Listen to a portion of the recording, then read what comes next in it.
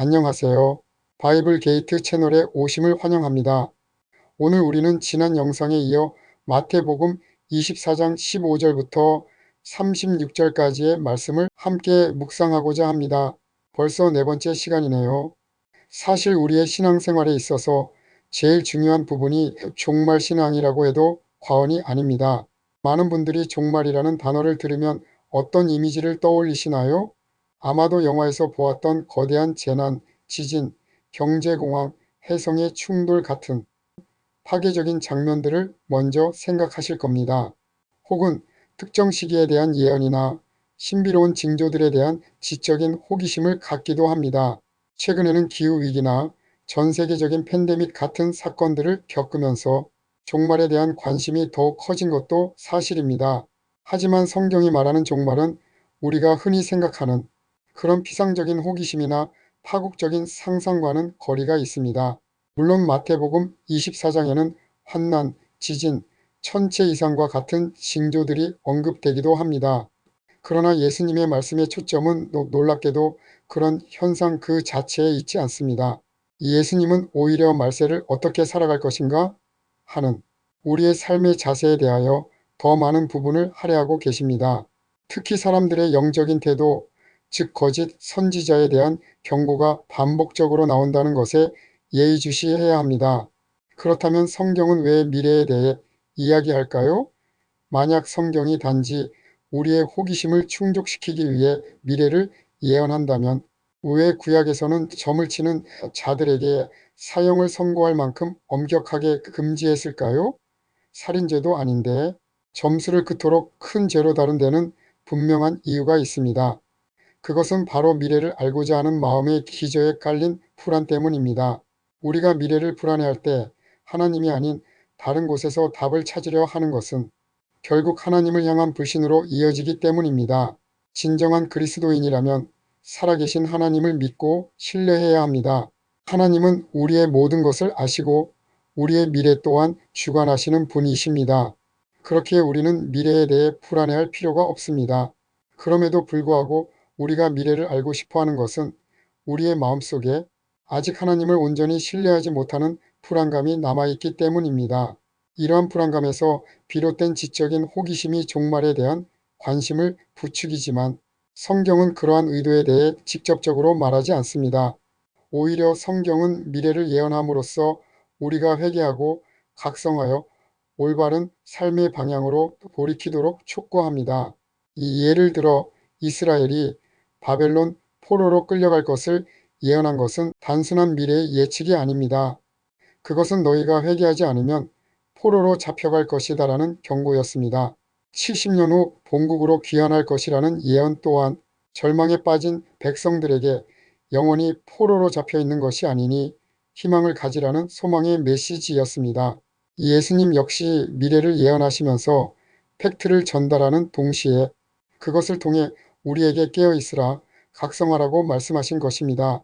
또한 어떤 환난이나 어려운 일이 온다고 해도 근심하거나 동요하거나 흔들리지 말라고 강력하게 권면하십니다.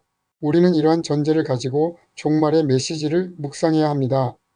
오늘 본문 15절에서 예수님은 너희가 선지자 다니엘이 말한 바 멸망에 가증한 것이 거룩한 곳에 선 것을 보거든 읽는 자는 깨달을 진저라고 말씀하십니다. 이 말씀은 다니엘서의 예언을 인용한 것으로 예수님이 이 말씀을 하시기 이전에 이미 역사적으로 성취된 부분이 있었습니다. 다니엘이 환상을 받았을 때는 바벨론 포로기였습니다.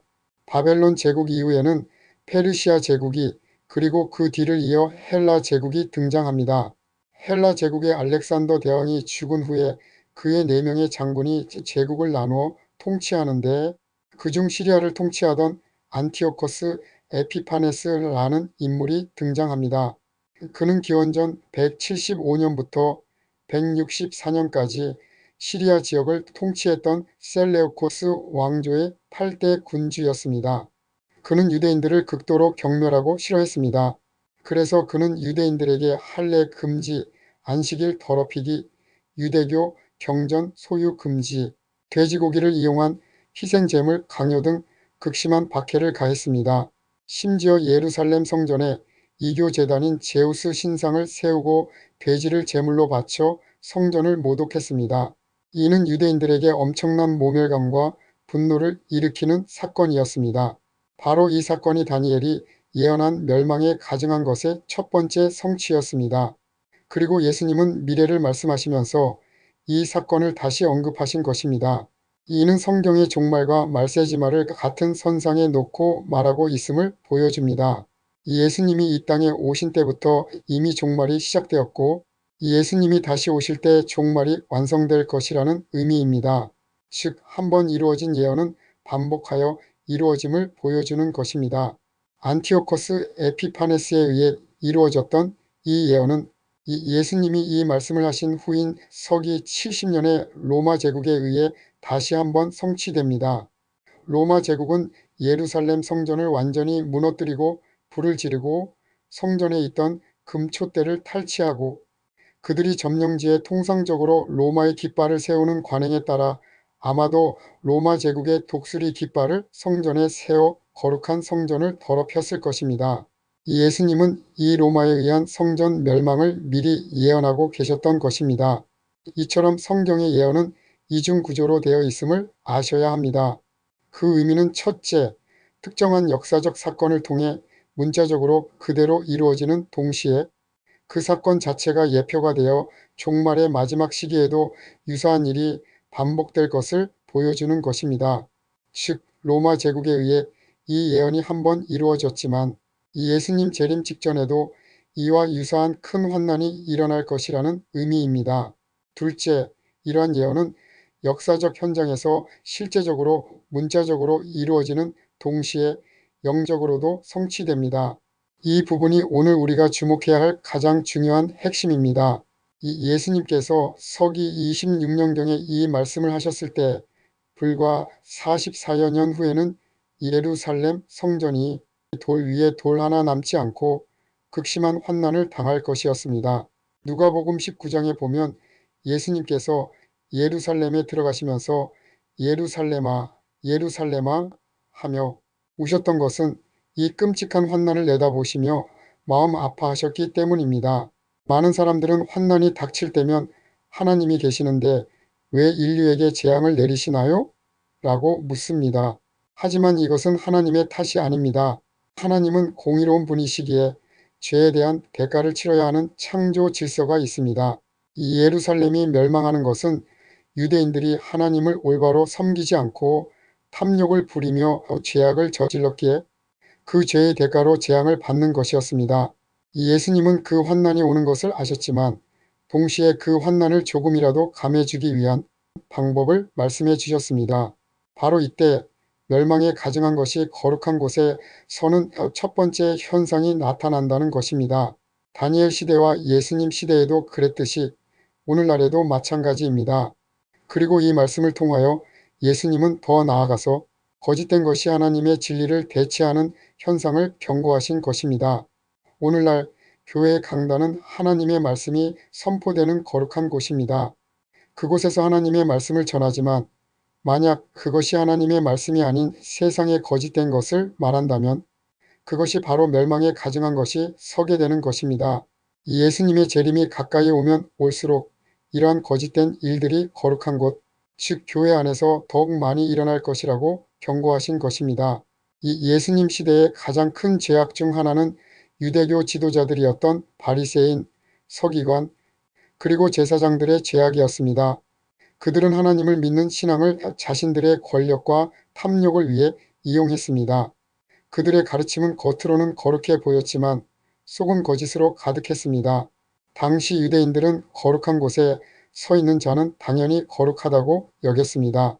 로마 군대가 예루살렘을 포위했을 때 많은 유대인들이 산이나 들로 도망가지 않고 성전으로 모였던 것도 그곳에 하나님이 계시며 로마 군대를 물리쳐 주실 것이라고 믿었기 때문입니다. 하지만 예수님은 그 성전이 오히려 멸망할 것이니 피하라고 말씀하셨습니다. 왜 그랬을까요? 거룩한 곳이 아니었기 때문입니다. 우리가 예배드리는 교회는 거룩한 곳이고 강단에서 외쳐지는 것은 다 하나님의 말씀이라고 생각합니다. 그러나 성경이 말하는 것은 말세의 가장 큰 징조가 바로 거룩한 곳에서부터 시작되는 타락이라는 것입니다. 말세란 하나님이 환난을 보내는 때인데 그 가장 큰 징조는 바로 교회가 타락하고 거룩한 강단이 거짓되고 타락하게 된다는 것입니다. 오늘날 교회들을 돌아보면 어떠합니까? 거룩한 하나님의 말씀을 가르쳐야 할 곳에서 세상의 가치를 가르치고 있는 것은 아닌지 깊게 한번 생각해 보아야 하지 않을까요? 이 예레미야나 이사야 시대에도 거룩한 곳에서 가증된 메시지가 선포되었습니다. 거짓 선지자들은 백성들에게 평안하다, 안전하다 라고 외쳤습니다. 그러나 이 예레미야는 너희가 회개하지 않으면 망한다 라고 경고했습니다. 거짓 선지자의 특징은 늘 잘된다 고 말하는 것입니다. 이 예수 믿으면 만사형통하고 모든 것이 잘된다 는 메시지가 과연 성경적일까요? 그것은 우리가 듣고 싶어하는 달콤한 거짓말일 수 있습니다. 우리는 신앙생활을 통해 물질의 복과 건강의 복 그리고 세상의 모든 복은 다 받고 싶어 할 겁니다. 하지만 기독교 신앙은 넓은 길이 아니라 좁은 길을 걸어가는 것임을 아셔야 합니다. 귀만 즐겁게 해주는 메시지는 복음이라고 보기 어렵습니다. 때때로 우리의 죄악에 대해 질타하고 잘못된 부분을 혼내고 지적하는 것이 진정한 복음입니다. 예수님은 비유를 말씀하실 때마다 귀 있는 자는 들을지어다 라고 말씀하셨습니다. 이는 그 말씀 속에 영적인 의미가 담겨 있음을 암시합니다. 오늘 본문 15절 끝부분에 보면 읽는 자는 깨달을지언정이라는 말씀이 나옵니다. 이 구절은 다니엘서에는 없는 예수님이 따로 덧붙이신 말씀입니다. 이는 단순히 역사적인 차원에서 일어나는 사건뿐만 아니라 영적인 의미를 깨달아야 함을 강조하는 것입니다. 현재 우리의 성전은 어디입니까? 구약시대에는 물리적인 성전에 하나님이 임재하셨지만 신약시대에는 우리의 마음이 곧 성전입니다. 예수님을 믿고 영접했다면 우리의 심령은 거룩한 곳이 됩니다. 그런데 이 거룩한 성전 속에 온갖 더러운 것들이 가득 차 있다면 그것이 바로 거룩한 곳에 가증한 것이 서는 것입니다. 예수님을 믿는 우리는 세상 사람들과 달라야 합니다. 하지만 솔직히 우리의 모습은 세상 사람들과 똑같지 않습니까? 세상의 가치를 따라서 탐욕을 가지고 인간적인 본능과 자아 중심적인 삶을 살아갑니다. 거룩하게 되려면 나의 자아가 죽고 하나님이 나의 삶의 주인이 되어야 합니다. 예수를 믿었다면 자아가 죽고 온유와 평화가 흘러넘쳐야 합니다. 우리의 거룩한 마음에 멸망에 가증한 것이 들어서면 여기에 그리스도가 있다. 저기에 그리스도가 있다는 말에 쉽게 마음이 동요하고 부안해동하게 됩니다. 그러나 우리의 심지가 곱고 거룩한 곳에 거룩한 것이 있으면 난리와 소문을 들어도 요동치 않습니다. 이처럼 거룩한 곳에 가증한 것이 서는 것은 말세의 징조 중 가장 큰 징조이며 우리의 영적인 상태를 점검해야 할 경고의 말씀인 것입니다. 우리가 말세지마를 살아갈 때 어떻게 살아가야 할까요? 17절 말씀에 밭에 있는 자는 겉옷을 가지러 돌이키지 말라고 합니다. 유대 지역은 일교차가 심해서 어디를 갈 때 꼭 겉옷을 가지고 가야 추위로부터 몸을 보호할 수 있다고 합니다. 보통 낮에는 속옷만 입고 헐렁하게 있다가 밤이 되면 겉옷을 입는데 예수님은 갑작스러운 환난이 닥쳤을 때 밤에 겉옷이 필요할 것 같더라도 가지러 가지 말라고 하십니다. 왜냐하면 그만큼 상황이 긴급하기 때문입니다. 이는 멸망에 가증한 것이 우리 안에 혹은 교회 안에 들어오는 것을 보거든 그때는 이미 긴박한 때이니 세상적인 것에 얽매이지 말라는 영적인 경고입니다. 내가 이것을 챙겨놓고 피하겠다거나 세상적인 것을 먼저 취하고 종말을 준비하겠다는 생각은 버려야 합니다. 중요한 것은 우리가 세상적인 것을 취하려는 긴박함 대신에 하나님을 향한 긴박한 마음을 가지라는 것입니다. 우리가 하나님에 대해 긴박하면 세상의 어떤 것에도 여유를 가질 수 있기 때문입니다. 겉옷을 가지러 간다는 것은 내가 그것이 있어야만 밤의 추위에서 보호를 받을 수 있다고 생각하는 것처럼 세상적인 어떤 것을 소유해야만 내가 안전하다고 생각하는 마음입니다. 그러나 예수님은 그것이 급한 것이 아니라 그 자리를 빨리 피하는 것이 더 급하다고 말씀하십니다. 우리 안에서 거짓된 증거들이 외쳐지고 우리 마음속에 탐욕이 일어나는 현상을 보거든 그때는 급하다는 신호입니다. 내 인생과 삶 가운데 그리고 교회 가운데 종말이 가까이 왔다는 경고입니다. 긴박한 마음으로 세상적인 겉옷은 내려놓고 영적으로 피하는 것이 환난에서 경감받을 수 있는 유일한 길입니다. 이러한 환난은 시공간적으로, 우주적으로, 지구적으로 오기도 하지만 개인적으로도 찾아옵니다. 이 예수 믿는 사람에게 환난이 오는 이유는 무엇일까요? 겉옷을 가지러 내려가려 하고 심령의 멸망에 가증한 거짓된 것으로 꽉 차 있고 그럼에도 그것을 깨닫지 못하고 마음이 어두워서 건성건성 신앙생활하며 살아갈 때 공고함이 찾아옵니다. 요세푸스의 유대 역사에 따르면 로마 군대가 예루살렘을 포위하여 식량 공급이 차단되었을 때에 어떤 사람들은 너무 배가 고파서 자기 아이를 잡아먹는 끔찍한 일까지 벌어졌다고 합니다. 원래 아이 뵌 것은 복이었지만 환난이 오면 오히려 그것이 끔찍한 화가 될 수도 있다는 말씀입니다. 우리의 마음을 살펴봅시다. 내 자신이 거룩한 곳인가요? 예수님을 구주로 영접했다면 우리의 심령은 거룩한 성전입니다. 그러므로 우리의 이 거룩한 곳에 거짓되고 가증한 것이 서 있게 해서는 안 됩니다. 예수 믿는 사람이나 안 믿는 사람이나 똑같이 세상의 가치를 추구합니다. 진정으로 예수 믿는 사람이라면 주님 한 분만으로 나는 만족해. 주님 없이는 나는 살 수 없다는 신앙 고백이 확고하게 서 있어야 합니다. 이러한 진실한 믿음이 없으면 거짓에 우리의 마음이 빼앗겨 육체적으로는 풍요롭게 살아가고 있는지는 모르지만 영적으로는 공고하게 살아가고 있는 겁니다. 돈이 없어 죽겠다고 말합니다. 그것은 거짓에 자신이 오염되었기 때문에 공고한 것입니다.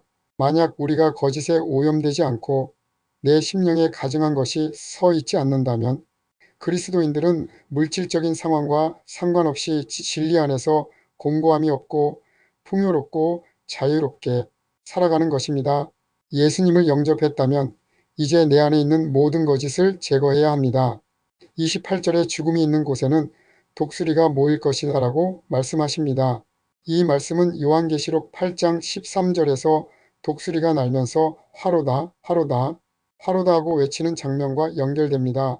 시체가 있으면 독수리가 모이는 것처럼 영적인 시체가 있는 곳에는 독수리가 말한 화가 임하게 되어 있다는 것입니다. 우리의 심령 가운데 썩어가는 시체들이 질비하지는 않은지 돌아보아야 합니다.